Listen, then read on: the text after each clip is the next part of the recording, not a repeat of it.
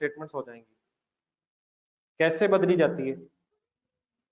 अगर स्टैंडर्ड बदला है तो पहले ट्रांजिशनल प्रोविजंस देखी जाती हैं, और अगर वो ना हो तो रेट्रोस्पेक्टिवली बदली जाती है। और अगर अपनी मर्जी से पॉलिसी बदल रहे हो तो रेट्रोस्पेक्टिवली बदली जाती है, अनलेस इम्प्रैक्टिकेबल हो जाए। एरर कैसे ठीक किया जाता है? प्रायर पीरियड एरर हमेशा रेट्रोस्पेक्टिवली चेंज किया जाता है। एस्टीमेट, हाँ जी, डिस्क्लोजर भी फिर लिखा हुआ। एस्टीमेट कैसे चेंज होता है? प्रोस्पेक्टिवली का मतलब पिछले सालों में नहीं जाते, और रेट्रोस्पेक्टिवली का मतलब पिछले सालों में भी एडजस्टमेंट करते हैं। आए शुरू करें, मेरा ख्याल है जहां जहां जरूरत पड़ेगी जरा बुक साफ रखें। पेज नंबर, चैप्टर नंबर 9 ढूंढेंगे कहीं जरा एमसीक्यूज में, पेज नंबर बताइए।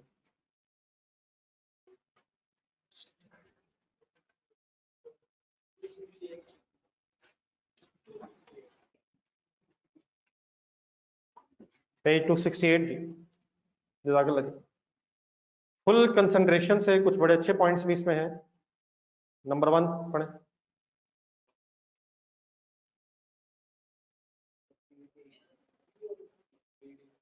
होना चाहिए सर। आपने क्या ढूंढना है? जिनमें प्रायर ईयर एडजस्टमेंट नहीं करनी, तो ए में करनी। ए में क्या है? एरर हुआ है, पिछले सालों में एरर हुआ है, तो पिछले सालों में ठीक करना है। बी, अलाउंस अगर चेंज हो तो ये चेंज इन एस्टीमेट होता है। सी बताएं क्या है?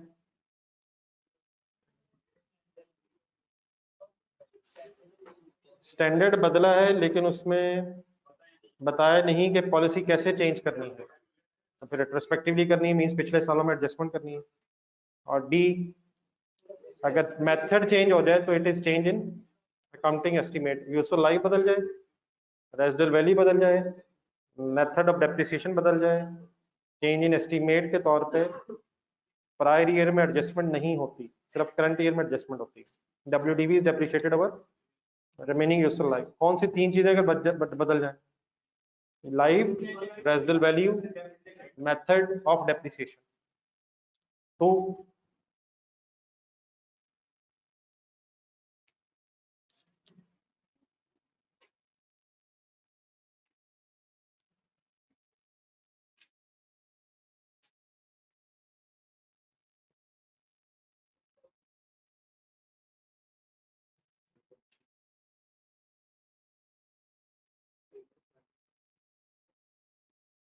अकाउंटिंग एस्टीमेट को कैसे चेंज करना है? कौन सी option? By changing current year figure but not, ठीक है जी। 3 कोशिश करें, सही होना चाहिए भी।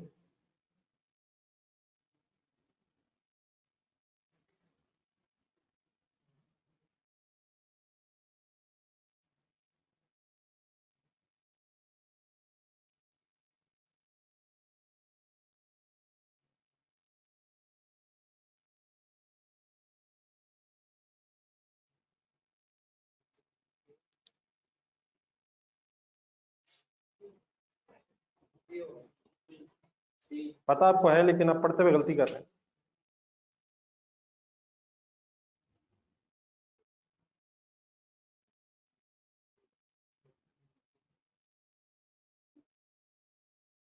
करंट ईयर के प्रॉफिट लॉस में चेंज कर देंगे, में एडजस्टमेंट कर देंगे।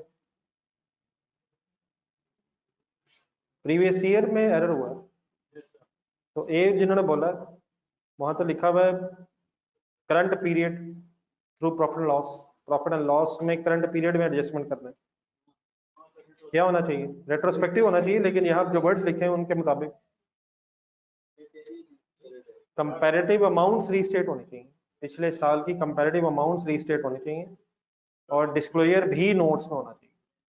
तो ए में क्या मसला है? करंट पीरियड में प्रॉफिट एंड लॉस के थ्रू एडजस्टमेंट नहीं होनी चाहिए। बी में क्या मसला है? ये भी करंट पीरियड में कोई रिजर्व में कोई चेंज नहीं है। सी और डी में क्या डिफरेंस है? तो कंपैरेटिव भी ठीक हो गए, जिस साल में एरर है, और साथ डिस्क्लोजर भी देंगे, प्रायर पीरियड एरर है। कौन सी ऑप्शन बनेगी? ओके 4 करें।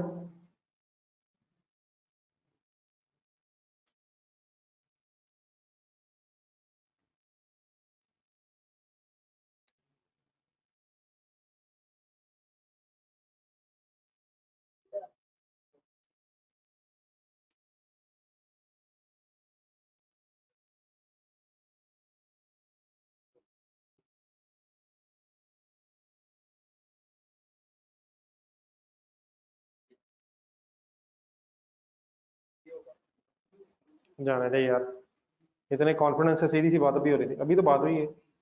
अकाउंटिंग पॉलिसी का चेंज ढूंढना है आपको। ये अकाउंटिंग पॉलिसी है, अभी ऊपर का चेंज इन एस्टीमेट, अब नीचे पॉलिसी होगी। ए क्या है, सी क्या है, डी क्या है, अभी तो बात हुई थी यार। बी क्या है, ये कभी चेंज किया आपने 5 वेटेड एवरेज? कैसे करते हैं, प्रोस्पेक्टिवली या रेट्रोस्पेक्टिवली? क्वेश्चन नंबर 1 ढूंढे मोहानी, ये तो सवाल नंबर 1 था यार। 5 से वेटेड एवरेज पे अगर आना हो तो it is a policy change और एन एस्टीमेट चेंज।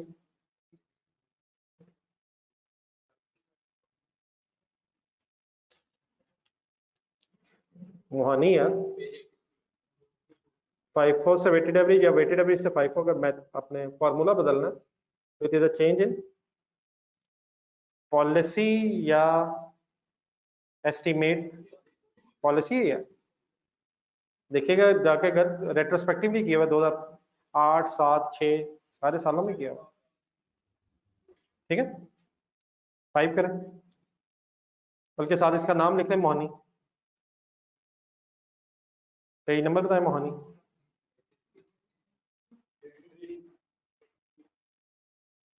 फाइव,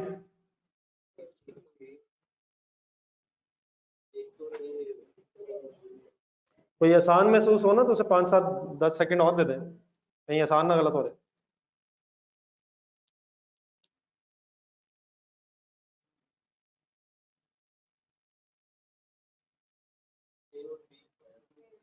ठीक है, ए और डी है यार। पॉलिसी कब बदली जा सकती है, और डी में क्या लिखा है, more relevant reliable presentation. B में क्या, if the entity thinks easier to report, if the policy shows favorable results। ऐसी बहस तो नहीं है ना यार, कब और कब बदली जा सकती है, स्टैंडर्ड चेंज हो जाए या फाइनेंशियल स्टेटमेंट्स ज्यादा रेलिवेंट रिलायबल हो जाए, कोई वर्ड्स ढूंढना। अब 6 से ऑनवर्ड्स कुछ आ रहे हैं, बड़े इंपॉर्टेंट भी हैं, थोड़ा सा आप पहले ट्राई करें, बाकी मैंने फिर अभी डिटेल में डिस्कस करना है। 6 पढ़े, अपना ओपिनियन दें और फुल कंसंट्रेशन सर अपनी अपनी।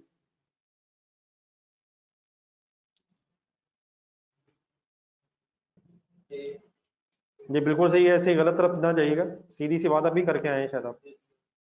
ए पॉलिसी चेंज है, हमने पॉलिसी चेंज ढूंढी थी। बी क्या है, नहीं बी है क्या, सी में क्या कह रहा है, कॉस्ट मॉडल से रिवैल्यूएशन मॉडल। ये क्या है ये मैं बताऊंगा, लेकिन है क्या ये तो पता नहीं क्या बात क्या हो रही है। डी क्या है, ये तो कोई चेंज की बहस ही नहीं है, ये तो चेंज ही नहीं है, सिर्फ बोरिंग कॉस्ट का अप्लाइज कर रहे हैं। पहली दफा कोई लोन लिया है, बोरिंग कॉस्ट का अप्लाइज कर रहे हैं, इसमें कोई चेंज की बहस ही नहीं है। ये जो सी है ये क्या है, कॉस्ट मॉडल से रिवैल्यूएशन मॉडल पे आ रहे हैं, लेकिन ये क्या है ये मैं बताऊंगा थोड़ी देर ठहर। According to the point number question number 6 answer A. ठीक है, बाकी मैं अभी इससे फर्दर एक्सप्लेन करता हूँ। आप 7 पे हैं।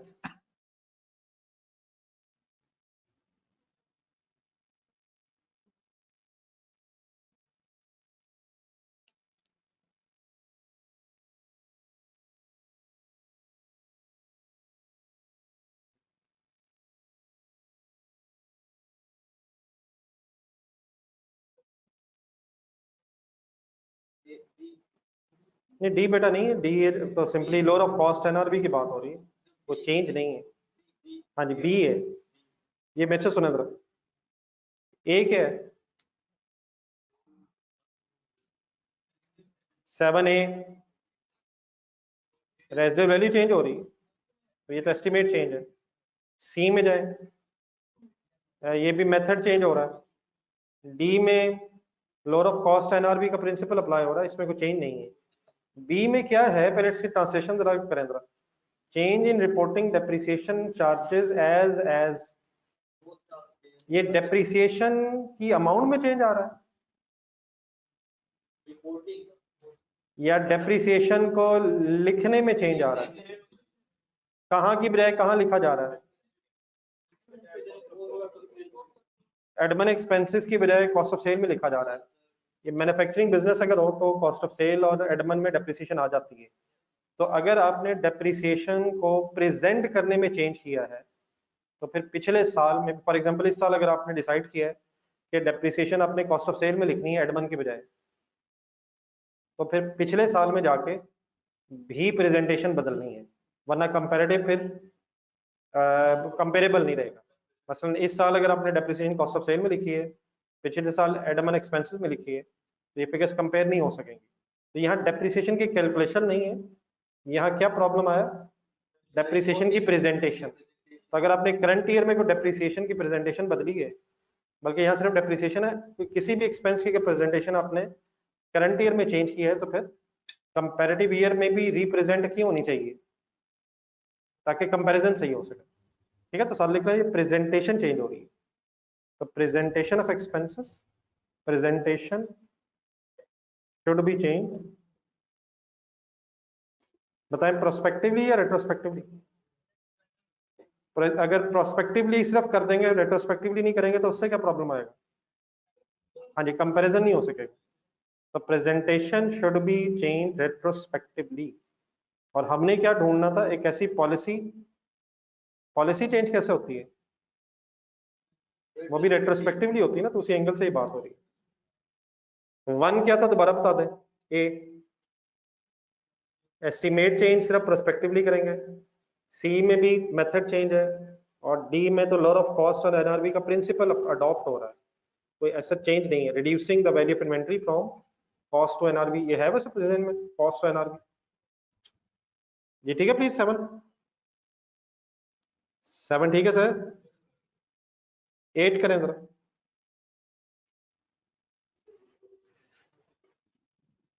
अब 8 में शायद इसी तरह की चीज है।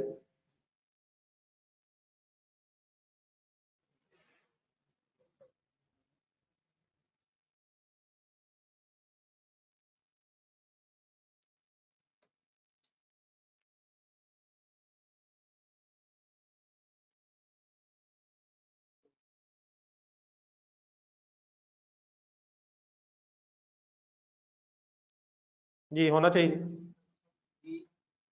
नहीं बेटा बी तो नहीं है, बी तो शायद बी का मीनिंग बताएं। नहीं बी की तो अभी बात है, बी तो इतनी दफा बात हो गई है। बी के ट्रांसलेशन करें। हम लीज पे एसेट लेते थे पहले और अब खरीदना शुरू हो गए, तो ये तो खैर पॉलिसी नहीं है ऐसा, ये तो परचेज पॉलिसी है। पहले लीज पे लेते रहे, अब क्या डिसाइड हुआ है कि अब कैश पे खरीदा करेंगे। तो ये कोई अकाउंटिंग पॉलिसी नहीं, ये तो परचेज करने की पॉलिसी बदली है। नहीं पहले फाइनल करें, सी क्या है? हाँ जी, कोई एनआरबी का लॉस आया था उसकी रिवर्सल हो गई है, तो जिसमें ऊपर लोअर ऑफ कॉस्ट एनआरबी का प्रिंसिपल था,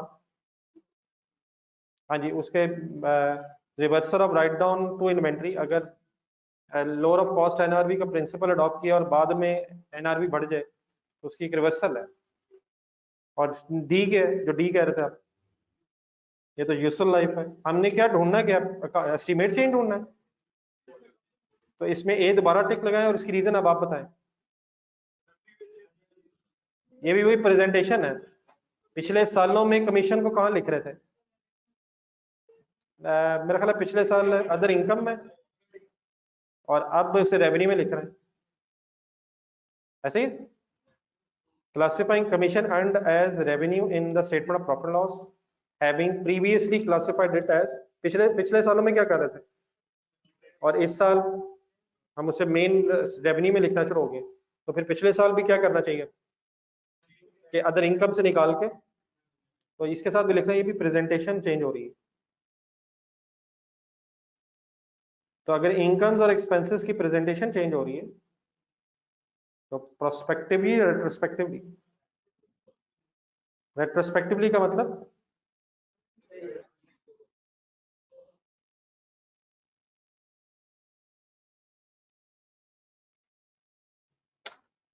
ओके। चले 9 में एक छोटी सी वर्किंग है, बल्कि आसान है, बल्कि 9 फाइनल करें। डी तो यूजफुल लाइफ है यार, यूजफुल लाइफ बदल जाए ये तो एस्टिमेट चेंज है। 9 करें जी फाइनल। जी ऑनलाइन स्टूडेंट्स ठीक है।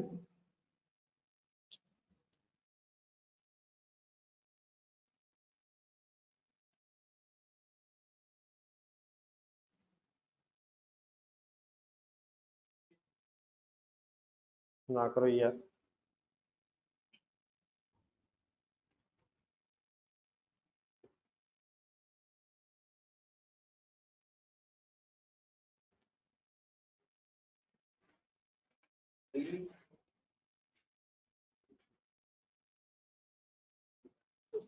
क्या बदल रहा है?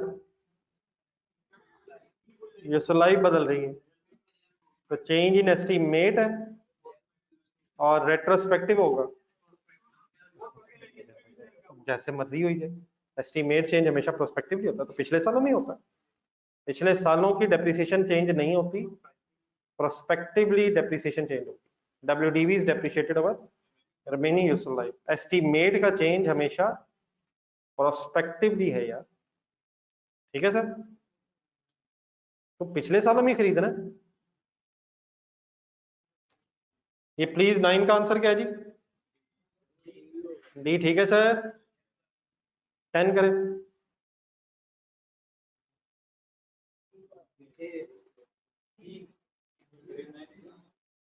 ये ना करें खुदा के लिए यार, ये यार कमाल हो गई है। If it is impracticable to make a retrospective application to a period, अब फिर कहां से शुरू करते हैं? Apply the change from the date it is practicable to change. तो ABCD, मेरा तो पहले डी बनता है, make the change in next year, apply the change to the earliest period that is practicable. हाँ ये हो सकता है कि अर्लीस्ट पीरियड करंट ईयर ही बन रहा हो, लेकिन अगर पिछले सालों से हो सकता है तो पिछले सालों में कर लेंगे। पेज कौन सा बता रहे थे अब? 81 था। जरा ढूंढे, जरा कोई इम्प्रैक्टिकेबल लिखा होना चाहिए शायद। लिख पढ़ ले, जरा लिख पढ़, देखे पढ़। एग्जैक्टली सेंटेंस क्या है? अगर रेट्रोस्पेक्टिवली अप्लाई करना इम्प्रैक्टिकेबल हो जाए, then apply the change from the date it is practicable to change. कौन सा पेज है? 81 एंड में होगा कहीं।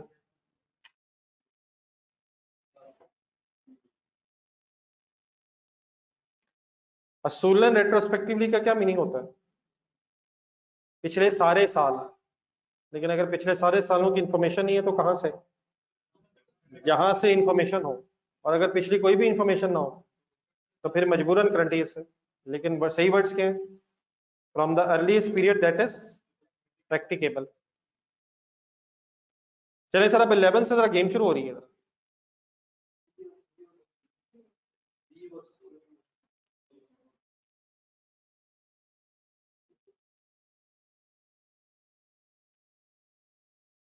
Change in policy.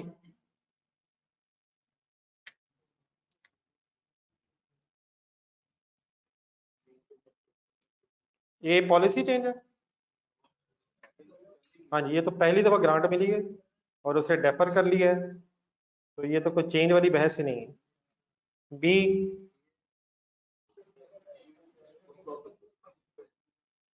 बी क्या है?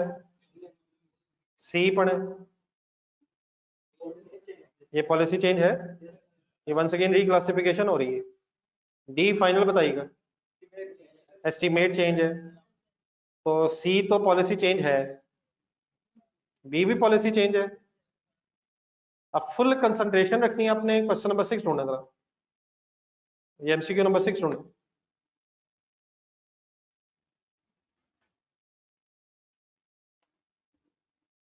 MCQ नंबर 6 में पॉलिसी चेंज किस पे टिक लगाया था हमने?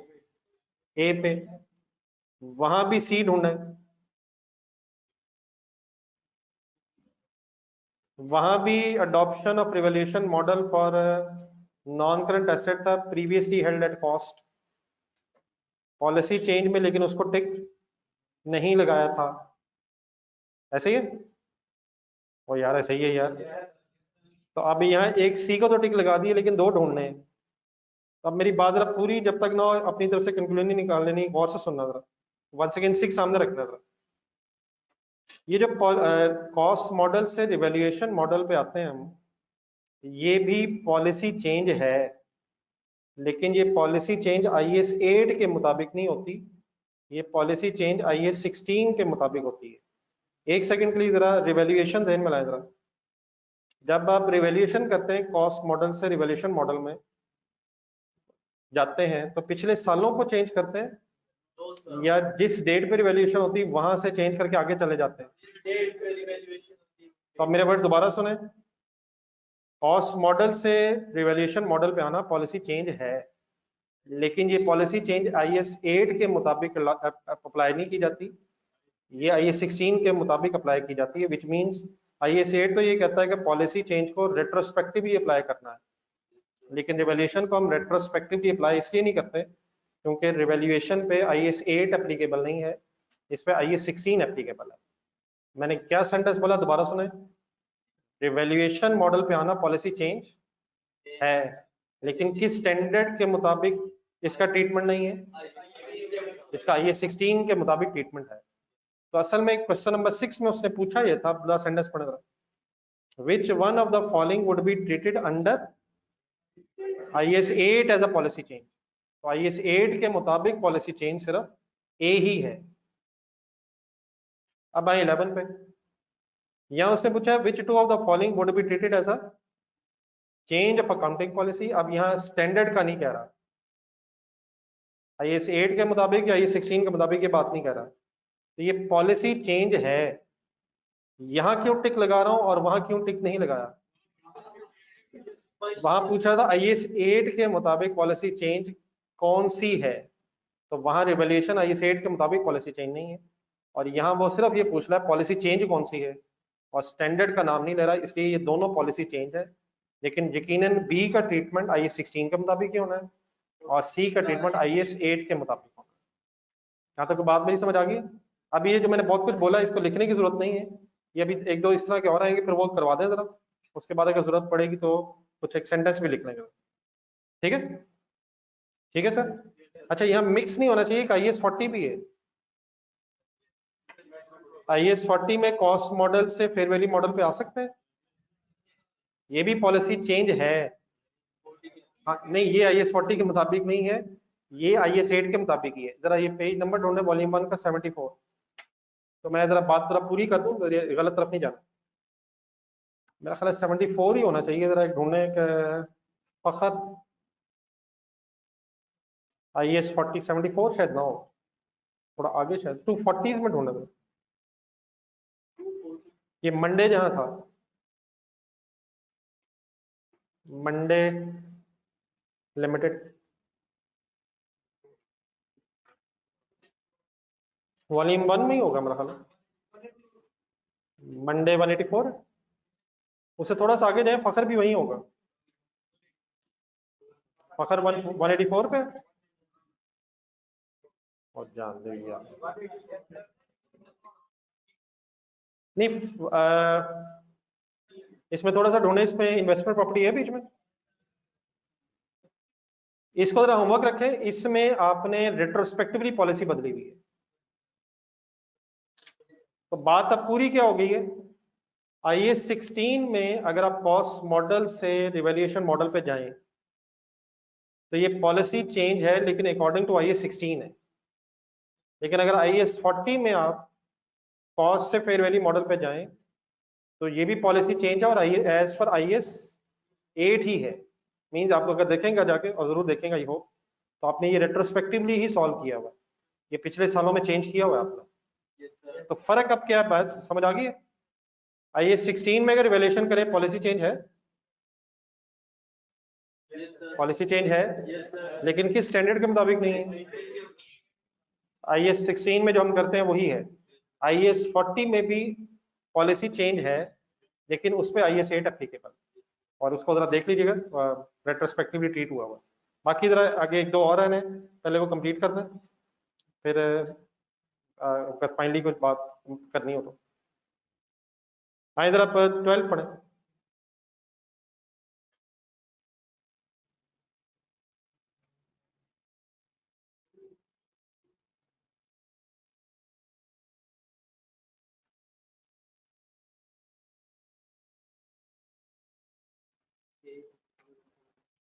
अच्छा, इसमें ये है क्या वैसे, प्रायर ईयर एरर की बात हो रही है, करेक्टिंग एरर, ऐसे ही है ना। एरर हो या पॉलिसी चेंज हो, दोनों रेट्रोस्पेक्टिवली चेंज होते हैं। वंस अगेन वर्ड्स मेरे गौर से सुने, लेकिन बेटा अगर एरर चेंज हो रहा ना तो उस वक्त वर्ड होता है रेट्रोस्पेक्टिव रीस्टेटमेंट, और अगर पॉलिसी चेंज हो रही हो तो फिर वर्ड है रेट्रोस्पेक्टिव एप्लीकेशन। क्वेश्चन नंबर 15 होने लगा, एक सेकंड, 15 होने पहले। Applying new policy to transaction as if the policy had always been applied। Policy को अप्लाई करना जैसे वो हमेशा से अप्लाई हो रही थी, इसे क्या कहेंगे? नहीं, पॉलिसी चेंज रेट्रोस्पेक्टिवली होती है और प्रायर पीरियड एरर भी रेट्रोस्पेक्टिवली चेंज होता है या करेक्ट होता है। लेकिन अगर पॉलिसी चेंज हो रही हो तो पूरे वर्ड्स क्या है? Retrospective application. और अगर एरर ठीक किया जा रहा हो तो 12 में आए, 12 में क्या क्या आंसर बना? रेट्रोस्पेक्टिव रीस्टेटमेंट, लेकिन इसके साथ भी लिख लें लिंक विद 15। और 15 में जब जाएंगे तो वहां क्या कहेंगे? हाँ, लिंक विद 12 लिख लें। दोनों ने रेट्रोस्पेक्टिवली होना है। फर्क क्या अगर पूरे वर्ड बोले जाए? रेट्रोस्पेक्टिव रीस्टेटमेंट वर्ड होगा अगर एरर चेंज किया जा रहा है रेट्रोस्पेक्टिवली, और अगर पॉलिसी रेट्रोस्पेक्टिवली बदली जा रही है तो रेट्रोस्पेक्टिव एप्लीकेशन वर्ड है। ठीक है, तो सिर्फ वर्ड्स का शायद 13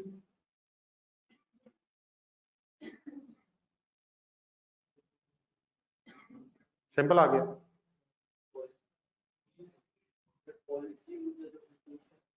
ये फर्स्ट डेफिनेशन है पेज 81 का। Specific rules principles adopted by management in presenting financial statements। this defines, ये किस चीज की डेफिनेशन है?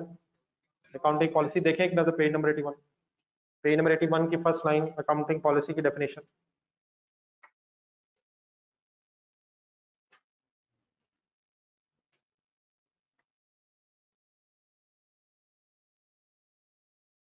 तो इन दिनों में मिलने का मकसद ये है कि क्वेश्चंस वगैरह तो आप लोग करते रहते हैं, लेकिन ये थ्योरेटिकल चीजें जरा उस तरह से रिवाइज हो नहीं पाती हैं। आई होप के फायदा हो रहा है कुछ। 14 कोशिश करें। Adjustment of carrying amount of an asset और लायबिलिटी और the consumption of asset as result of change in assessment. कर लें कोशिश। हाँ जी, एक ही डेफिनेशन, चेंज इन एस्टीमेट है। Carrying amount of an asset adjust करते हैं अगर एस्टीमेट बदल जाए। ये 14 का क्या आंसर बनेगा जी? अब 16 15 तो कर लिया आप लोगों ने, अब 16 से ऑनवर्ड्स कुछ छोटी छोटी वर्किंग्स हैं, तो ये गलत नहीं होनी चाहिए। 2 मिनट आपके लिए पास है, कैलकुलेटर पकड़े, 16 का आंसर बताएं सॉल्व करके।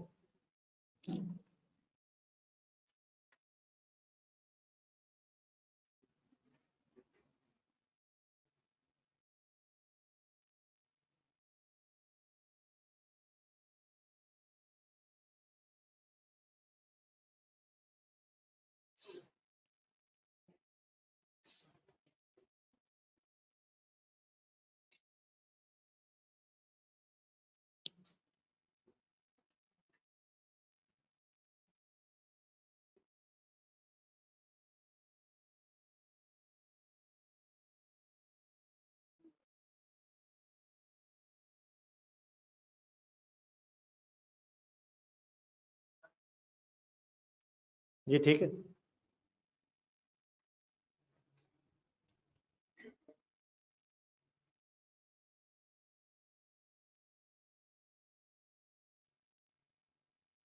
17 भी करना,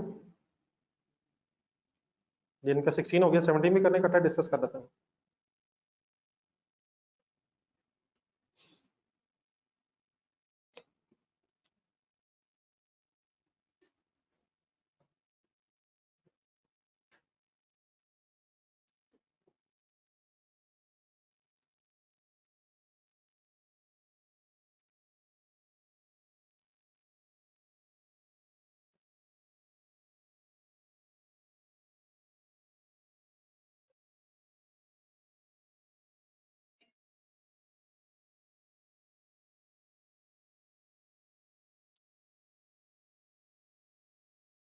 जी सर 16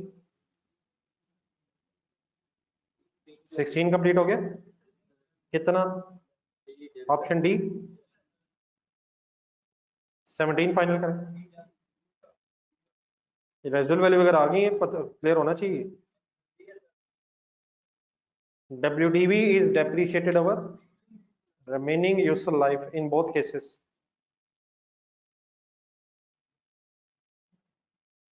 दो साल गुजरे थे दोनों में, दो, ये वर्किंग्स मैंने लिखी है, फाइनल करना।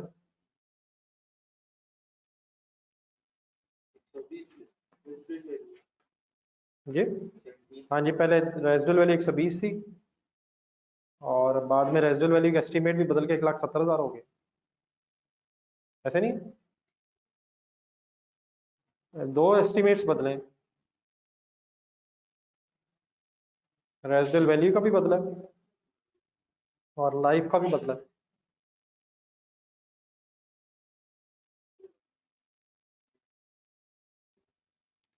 ये 16 फाइनल है। वहां तो लाइफ उसने 8 साल लिए, मैंने 6 कर लिए। 8 उसने टोटल बताई है परचेज डेट से, हमें टोटल लेनी होती है, रिमेनिंग लेनी होती है, तो 2 साल गुजर गए इसलिए रिमेनिंग 6 ले रहा हूँ, और नीचे जो डाटा है उसमें रिमेनिंग 6 ही बता रहा है 17 में। ठीक है, देख लीजिए प्लीज 16 17, अगर किसी का हो गया 18 करें।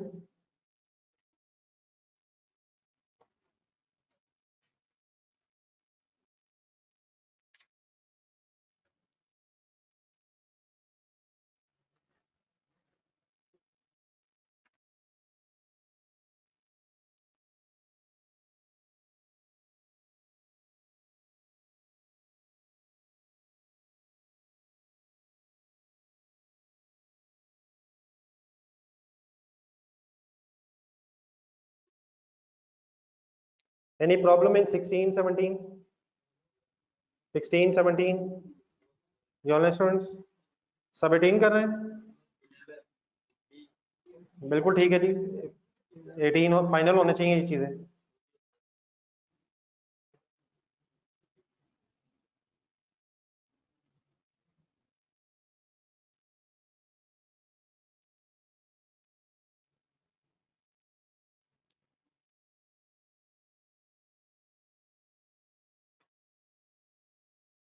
एटीन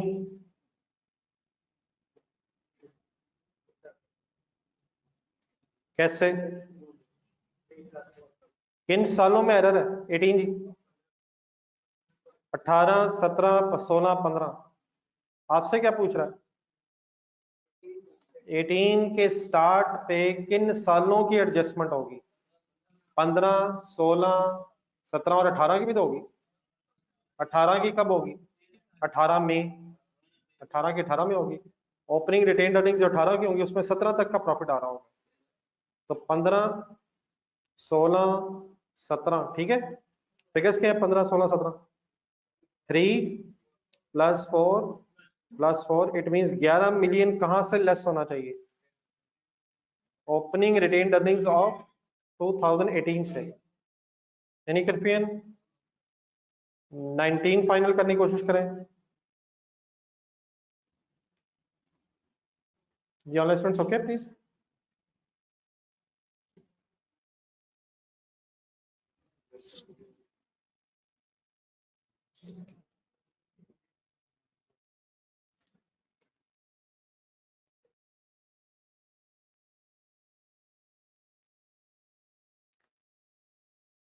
जी हमजा जज़ाकल्लाह सही कह रहे हैं आप।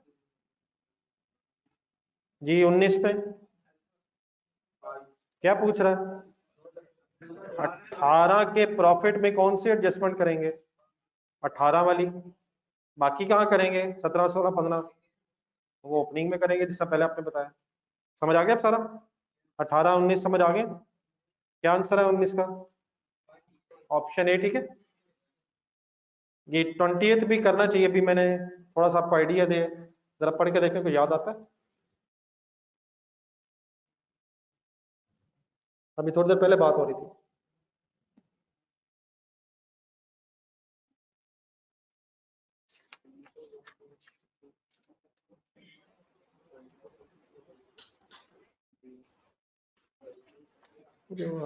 कल क्वेश्चन नंबर 3 दिया था ना? नहीं उसके नीचे क्वेश्चन नंबर 4 की भी जरा कॉपी दीजिए। नहीं करवाना, एक पहले दिखा दो।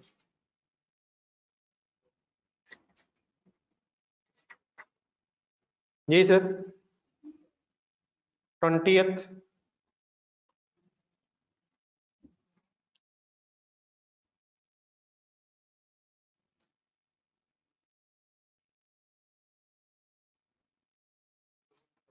दो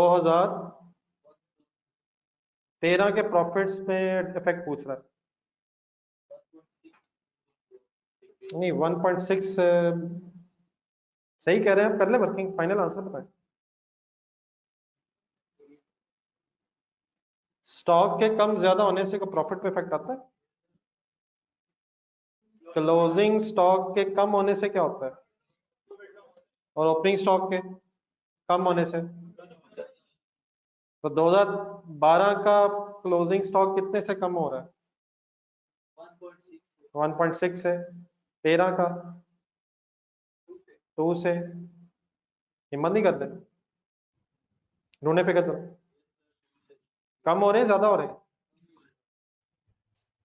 कम हो रहे हैं ज्यादा हो रहे हैं? लेकिन क्या क्लोजिंग स्टॉक्स के चेंज होने से अगले साल का ओपनिंग चेंज होता है? क्या सेंटेंस बोला मैंने? चेंज होने से अगले साल का ओपनिंग चेंज होता है। ये मोहानी आज होमवर्क रखें यार, ये तो मेरा तो ख्याल था अपने छोटे छोटे काम करने होंगे। मोहानी जो आया था इसको होमवर्क रखें। मोहानी का पेज नंबर पहले डिसाइड कर लिया था एक दफा, दोबारा रिवाइज करें उसे। ये तो क्वेश्चन नंबर 1 था यार, पेज 84 था, 83 उसे होमवर्क रखें, ये तो वही चीज है। बताएं 2012 का अगर क्लोजिंग बदला तो 2012 का ओपनिंग बदलेगा? 12 का अगर क्लोजिंग बदला तो 12 का ओपनिंग तो नहीं बदलेगा। 12 का ओपनिंग का बदलता, 11 का क्लोजिंग बदलता, अगर उसकी इंफॉर्मेशन ही 11 की। लेकिन अगर 12 का क्लोजिंग 1.6 से बदला है तो 13 का ओपनिंग भी 6 से बदलेगा, 1.6 से बदलेगा। लेकिन अब आए प्रॉफिट्स पे क्या इफेक्ट होंगे? क्लोजिंग स्टॉक्स, अच्छा ये 12 की वर्किंग की जरूरत नहीं है, मैं एक्सप्लेन कर रहा हूँ, 13 पूछ रहा था। क्लोजिंग स्टॉक्स कम हो रहे हैं तो प्रॉफिट भी कम होगा, ऐसे ही है। अब मैंने जो ब्रैकेट्स लगाई है प्रॉफिट के एंगल से लगाएंगे। अब आप बताएं 1.6 क्या है? ओपनिंग तो हो गया आगे, या स्टेप बाय स्टेप बाय। 2012 का अगर क्लोजिंग कम हो रहा है तो क्या 13 का ओपनिंग स्टॉक कम होगा? 12 गलत तरफ जा रहे हैं, गलत तरफ जा रहे हैं, एक स्टेप छोड़ दिए बीच में से। साथ वाले को छोड़ें, साथ वाला थोड़ा सा प्लीज, इस वक्त थोड़ा सा इधर, जहनी तौर पे भी और फिजिकली भी। आप रहने दें, आप नीचे गिर जाएंगे। 2012 का क्लोजिंग स्टॉक कम हो रहा है तो 2013 का ओपनिंग स्टॉक भी कम होगा, और नहीं बढ़ेगा यार, एक स्टेप छोड़ के आगे जा रहे हैं, मैं वो नहीं कह रहा। 12 का क्लोजिंग स्टॉक अगर कम हो रहा है तो 13 का ओपनिंग स्टॉक भी कम हो रहा है, लेकिन ओपनिंग स्टॉक के कम होने से प्रॉफिट बढ़ जाएगा। तो स्टेप्स ना छोड़ें, वो ठीक है, अब शायद फाइनल हम एक ही बात कर रहे हैं। तो 1.6 पे हम ब्रैकेट क्यों नहीं लगा रहे? क्योंकि ओपनिंग स्टॉक के कम होने से प्रॉफिट बढ़ रहा है, तो हम अपनी ब्रैकेट्स वगैरह इसलिए लगा रहे हैं ताकि हम प्रॉफिट पे इंपैक्ट सोच सकें। क्लोजिंग स्टॉक्स कम होने से प्रॉफिट कम हुआ, इसलिए हमने ब्रैकेट्स लगा दी। लेकिन 12 का क्लोजिंग स्टॉक 13 में ओपनिंग स्टॉक बनते हुए जब कम होगा तो ओपनिंग स्टॉक के कम होने से प्रॉफिट बढ़ जाएगा। ठीक है प्लीज। तो नेट इफेक्ट बन जाएगा 0.4 से क्या होगा, प्रॉफिट डिक्रीज होगा 2013 का, और अगर 12 पे इम्पैक्ट पूछता तो 1.6 से प्रॉफिट ने कम होना था। लेकिन बहरहाल प्लीज, ये तो सेम वही पॉइंट है, मोहानी में आए थे, तो एक नजर मोहानी जरूर रिवाइज करें। जी ऑनलाइन स्टूडेंट्स ठीक है बेटा प्लीज।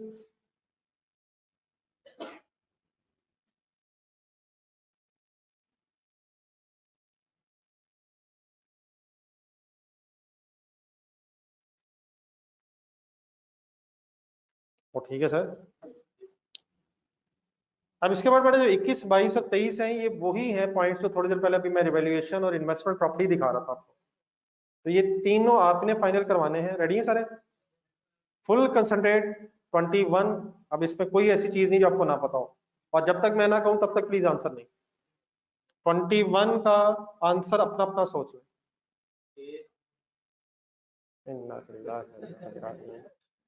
एफ।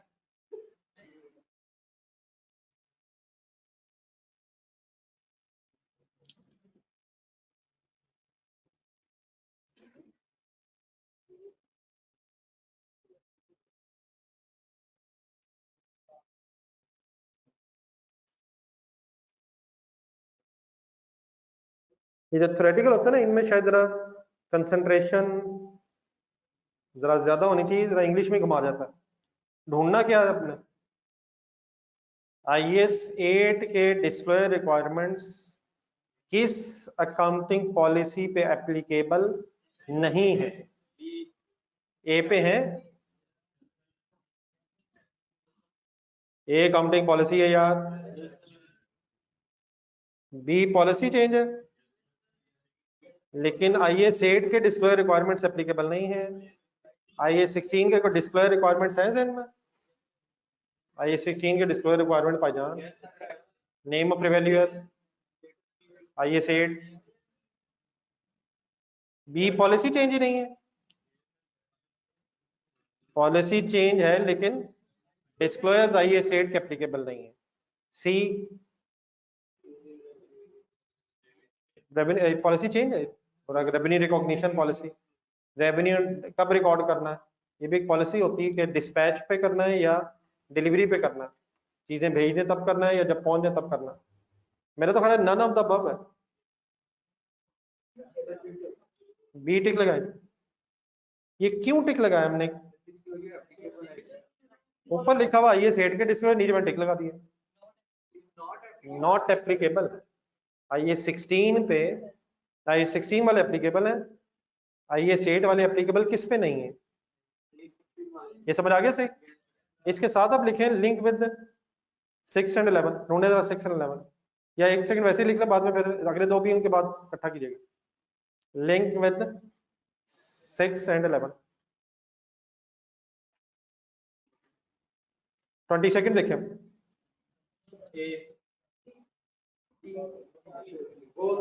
जल्दी कर रहे हैं, जल्दी कर रहे हैं, जल्दी कर रहे हैं, और जल्दी में साथ वालों से जीत तो गए बोल के, लेकिन मैसेज गलत हो गया। जब पहले बता दे वो जीतेगा नहीं, जो सही बता दे वो भी जीतेगा नहीं, बोला अल्हम्दुलिल्लाह हो जाएगा। गेम जीतने की नहीं, अल्हम्दुलिल्लाह की। Which of the following would be considered as policy change as per IAS 8 या just policy change? Cost model से रिवैल्यूएशन मॉडल पे आना पॉलिसी चेंज है? पिछले पेज पे कहते नहीं है, इस पे कहते हैं पॉलिसी चेंज है। IAS 8 के मुताबिक नहीं है, IAS 8 के मुताबिक रेट्रोस्पेक्टिव भी नहीं है, और IAS 8 के डिस्क्लोजर भी नहीं है। चेंजिंग मेथड पॉलिसी चेंज है। कौन सा आंसर बनेगा सर? सी डन है सर। 23 जल्दी नहीं बताना, और चाहे मैं ना पूछूं हमने बताना नहीं।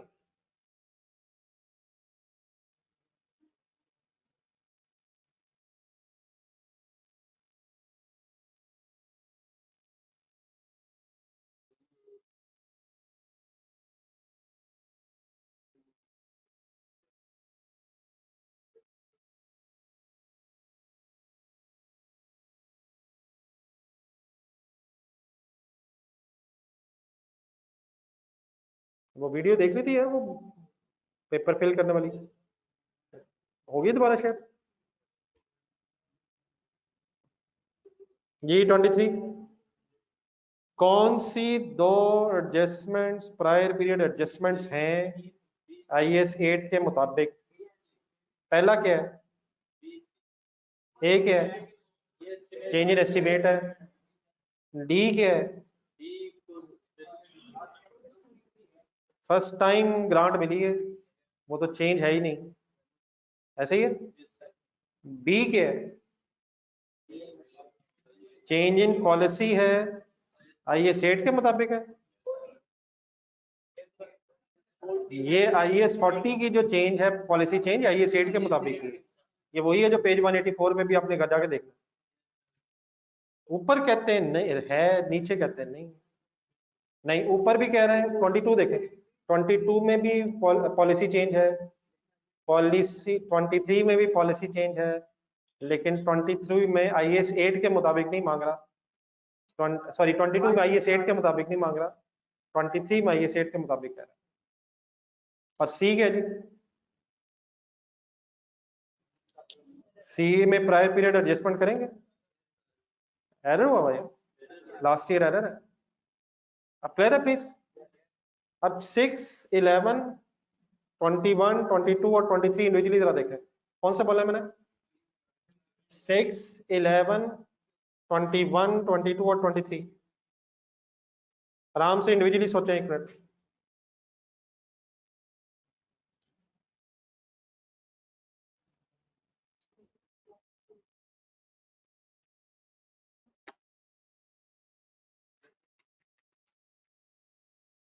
जी सर, अब क्लियर हो जाएगा। 6, 11, 21, 22, 23, ये रिवाइज करने को क्या है यार? 21, 22, 23।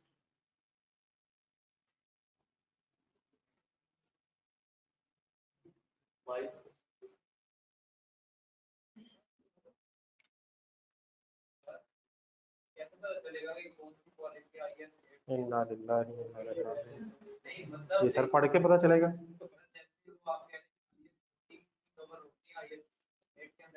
सर पढ़ के पता चलेगा सर, और क्वेश्चन 1 पेज 184 पे रिवाइज करके पता कंफर्म हो जाएगा। तो हमने रेट्रोस्पेक्टिवली अप्लाई किया, ये कैसे पता चलेगा? ये पढ़ के और रिवाइज करके पता चल जाएगा।